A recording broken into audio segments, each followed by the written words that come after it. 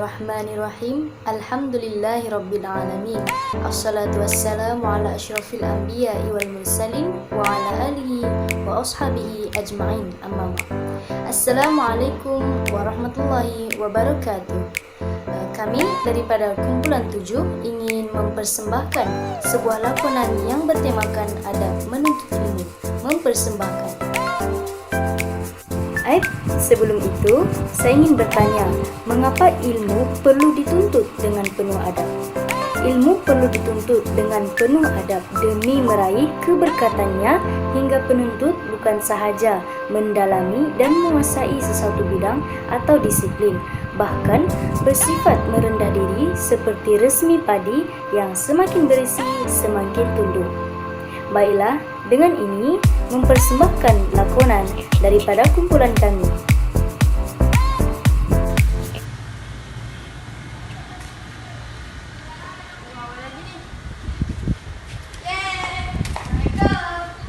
Assalamualaikum warahmatullahi wabarakatuh. Hari ini saya nak ajar tajuk istinja. Istinja ialah menghilangkan atau mengurangkan najis daripada tempat keluar air kecil atau air besar. Perkataan istinja diambil daripada naja yang bermaksud selamat dan terlepas daripada sebarang penyakit. Dinamakan perbuatan tersebut dengan istinja di sisi syarak kerana orang beristinja berusaha untuk melepaskan dirinya daripada sesuatu yang menyakitkan. Pada kebiasaannya, istinja dilakukan di tempat yang tinggi seperti di belakang tanah tinggi atau seumpamanya. Ustazah, saya nak tanya, hukum bagi istinja apa ya? Okey, hukum istinja adalah wajib. Ini berdasarkan daripada sabda Rasulullah SAW. Wajib. Okey, wajib. Alhamdulillah. Dah lewat dah ni. Alah, relax jom takutlah. Apa je? Benda-benda yang boleh digunakan untuk istinja ialah air mutlak ataupun bahan yang kesat. Bahan yang kesat ni contohnya batu, daun, kayu dan seumpamanya. Tapi yang lebih afdal menggunakan bahan yang kesat, kemudian menggunakan air. Kalau nak menggunakan salah satu, lebih baik menggunakan air mutlak lah. Siapa yang tidur tu?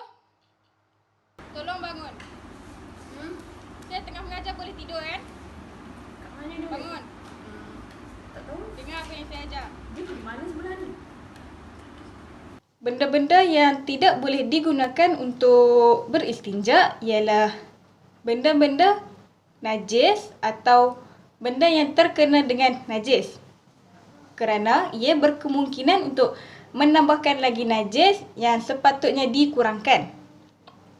Haram untuk beristinja menggunakan makanan manusia seperti roti dan lain-lain, atau makanan jin seperti tulang. Yang dua orang kat belakang tu kenapa bercakap? Saya tengah mengajar kat depan, kenapa kamu bercakap dekat belakang?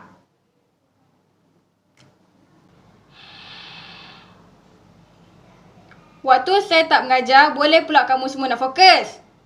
Boleh pula semua nak tengok depan. Waktu saya mengajar tadi, macam-macam yang kamu buat. Ada yang tidur, ada yang sembang, buat kerja lain. Semua benda kamu buat. Saya tengah mengajar. Fokus. A few moments later. Itu saja untuk kelas kita pada hari ini. Terima kasih kepada pelajar yang fokus dari awal hinggalah akhir saya mengajar. Dan saya juga minta maaf andai saya terkasar bahasa dalam ketika saya marah tadi. Saya minta maaf ya.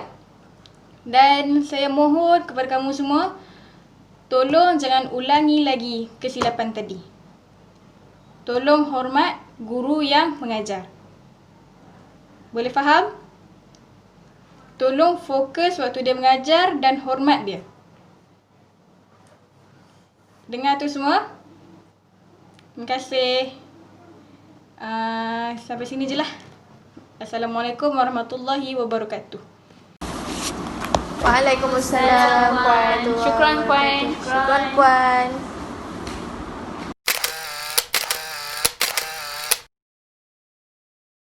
Assalamualaikum warahmatullahi wabarakatuh. Waalaikumsalam. Okey, sebelum itu kita mulakan kelas kita dengan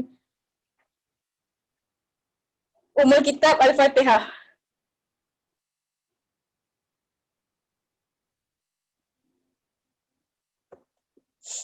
Okey semua, minggu lepas kita ada belajar tentang surah Al-Kahfi. Saya sendiri pun suruh kamu semua ulang kaji sendiri kan? Okey. Surah Al-Kahfi ni surah yang ke-18, juzuk yang ke-15. Jumlah bilangan ayat dia 110, diturunkan di Mekah. Boleh saya tanya soalan? Boleh Okey. Surah. Saya nak tanya soalan kepada Najihah. Ya saya Zara. Mengapa golongan Ashabul Kahfi menetap di gua? Sebab dia nak lari dari kekeraman raja dan untuk mempertahankan keimanannya. Siapakah nama raja tersebut? Raja Decianus. Betul-betul. Okay, terima kasih Najihah. Okay. Ada yang mesej Ustazah untuk terangkan kembali ayat yang ke-19 dan yang ke-22. Sekarang Ustazah nak terangkan ayat yang ke-19. Dan demikianlah pula kami bangkitkan mereka dari tidurnya supaya mereka bertanya-tanya sesama sendiri. Salah seorang di antara mereka bertanya, "Berapakah lama kamu tidur?" Sebahagian dari mereka menjawab, "Kami telah tidur selama sehari atau sebahagian dari sehari." Sebahagian lagi menjawab, "Tuhan kamu lebih mengetahui." Sekarang, utuslah salah seorang dari kamu membawa wang perak kamu ini ke bandar.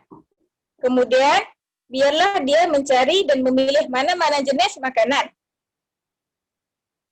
Dan hendaklah ia membawa untuk kamu sedikit habuan daripadanya. Hendaklah ia berlembut-lembut dan bersungguh-sungguh semasa di bandar. Okey? Faham tak apa yang saya ajarkan? Ustazah, saya ada soalan. Apa ni? Ya, apa tu? Berapa lama golongan Ashabul Kahfi menetap di dalam gua ya? Okey. Golongan Ashabul Kahfi menetap di dalam gua selama 309 tahun. Oh, tapi Ustazah kalau yang 300 tahun tu? Okey. Dua-dua kita boleh guna. Kalau 300 tahun Syamsiah dan 309 tahun Qamariah. Oh, baik-baik. Terima kasih Ustazah. Sama. Okey. Sekarang kita nak sambung ayat yang ke-22. Okey, ayat yang ke-22. Sebahagian dari mereka akan berkata, bilangan Ashabul Kahfi itu 3 orang. Yang keempatnya ialah anjing. Bilangan dan setengahnya pula berkata, bilangan mereka 5 orang dan keenamnya ialah anjing. Sebahagian lagi berkata, bilangan mereka 7 dan yang ke-8-nya ialah anjing. Katakanlah wahai Muhammad, Tuhanku lebih mengetahui akan bilangan mereka. Tiada yang mengetahui bilangannya melainkan sedikit. Ada soalan? Saya ada soalan Ustazah. Ustazah sebut tadi ada banyak pendapat. Mana satu pendapat yang boleh kita ambil ya? Okay, pendapat yang boleh kita ambil ialah 7 orang. Oh, terima kasih Ustazah. Sama. Ada soalan lagi? Tak ada. Okey. Setakat itu saja kelas kita pada hari ini. Kita sudahkan dengan tasbih kifarah dan suratul As.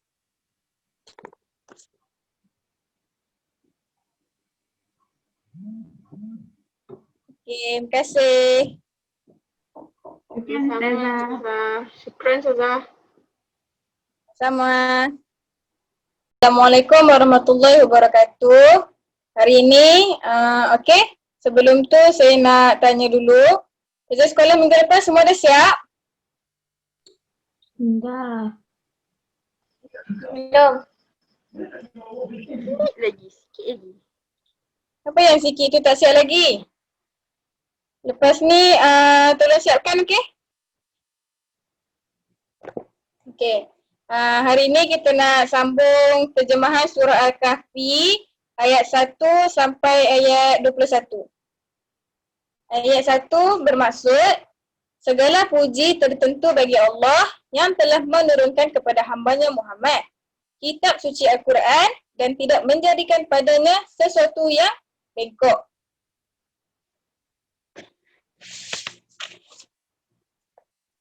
Ayat yang ke-19, dan demikianlah pula kami bangkitkan mereka dari tidurnya supaya mereka bertanya-tanya sesama sendiri. Berapa lama kamu tidur? Mereka menjawab, kita telah tidur selama sehari atau sebahagian dari sehari. Sebahagian lagi dari mereka berkata, Tuhan kamu lebih mengetahui tentang lamanya kamu tidur. Sekarang, utuslah salah seorang dari kamu membawa wang perak kamu ini ke bandar. Kemudian, biarlah dia mencari dan memilih mana-mana jenis makanan yang lebih baik. Kemudian, hendaklah ia membawa untuk kamu sedikit habuan daripadanya. Ia hendaklah berlemah lembut dan bersungguh-sungguh. 20 minutes later. Ayat yang ke-20. Sesungguhnya kalau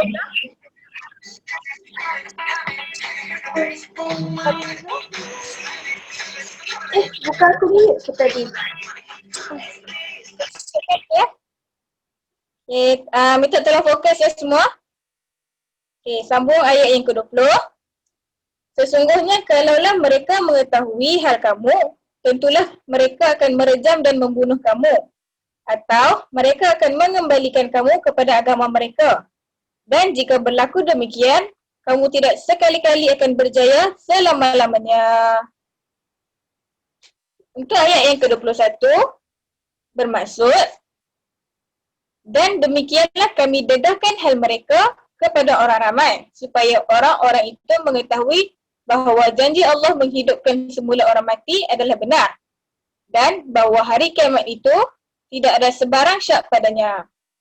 Pendedahan itu berlaku semasa orang-orang itu berbantahan sesama sendiri mengenai perkara hidupnya semula orang mati.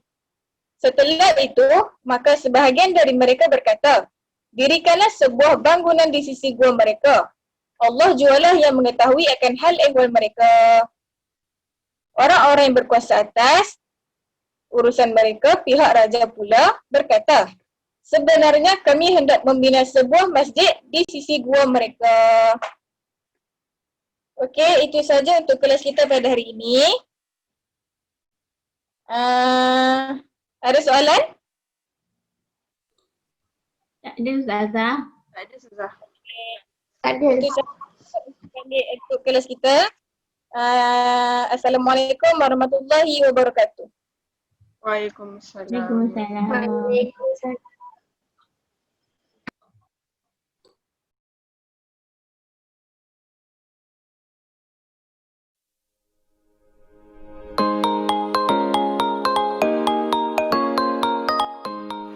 Menuntut ilmu merupakan kewajipan dan tuntutan terhadap setiap insan walau dalam apa juga keadaan dan dengan apa cara sekalipun, serta perlu dilakukan secara berterusan tanpa batasan masa. Banyak nas syarak yang menekankan akan kepentingan dan kelebihan menuntut ilmu. Antaranya, Rasulullah Shallallahu Alaihi Wasallam pernah bersabda dalam sebuah hadis yang diriwayatkan oleh Ibnu Majah yang bermaksud menuntut ilmu adalah merupakan kewajiban ke atas setiap muslim. Ilmu juga adalah penentu kehidupan dan kejayaan hidup di dunia dan akhirat. Tanpanya, kehidupan akan menjadi terumbang-ambing dan tidak menentu. Antara pengajaran yang boleh kita ambil melalui lakonan ini adalah kita mestilah mempunyai niat yang betul dalam menuntut ilmu. Selain itu, memulakan pembelajaran dengan berdoa pada setiap kali sebelum memulakan pembelajaran merupakan suatu amalan yang baik bagi memperoleh keberkatan, ilmu yang bermanfaat, ketenangan, kemudahan, serta kefahaman yang baik dan dijauhkan daripada sifat lupa. Selain itu, setiap penuntut ilmu seharusnya menjawab soalan yang ditanyakan oleh seorang guru. Ini menunjukkan satu sifat menghormati guru kita. Seterusnya, kita juga perlulah menepati masa, bukan sahaja masa masuk ke kelas, bahkan tugasan yang diberikan dan menghantarnya dalam tempoh masa yang telah ditetapkan. Di samping itu, menjaga penampilan diri juga merupakan salah satu adab menuntut ilmu. Selain kita melakukan persediaan awal untuk pembelajaran, menumpukan sepenuh perhatian terhadap pembelajaran juga merupakan salah satu adab yang perlu dititikberatkan oleh setiap penuntut ilmu. Sekian, ini sahaja daripada kami. Yang baik datangnya dari Allah dan yang buruk datangnya daripada kelemahan diri kami sendiri. Sekian, wabillahi taufik wal hidayah. Assalamualaikum warahmatullahi wabarakatuh.